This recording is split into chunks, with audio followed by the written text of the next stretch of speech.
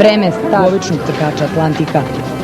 Bila je to prva dvogudačka trka ove sezone u Beogradu, kako je samo odstartovao Seattle Sur sa Trbojevićem u sedlu. Ovaj potomak Setien Sjela i Kobila Sange, vlasništvo Ergele Surčin, galopirao je tako lako i moćno da se Trbojević praktično celu trku vozio. U vremenu 1 minut 2 sekunde i 7 desetinki na 1000 metara nadmašio Cikru, Gypsy Lady i Karmin Vaberu. Beleži i drugu ubedljivu pobedu. Jahač Saša Glogovac, vreme minut 17 sekundi i 4 desetinke. Drugi je bio Makro, treće Karmin Vaberlo. Pogodiš Drebaca, pitanje pobednika, ne bi trebalo se postavlja. Surčinski Seattle Sur ne galopira, on leti. Zavoj pred pravac, Seattle Sur sa Sašom Glogovcem ima veliku prednost ispred Orlanda i Karađorđevskog Novaka. Idemo u pravac, dame i gospodo, ovaj konj je definitivno prerastao i svoje godine i konkurente na srpskim hipodromima.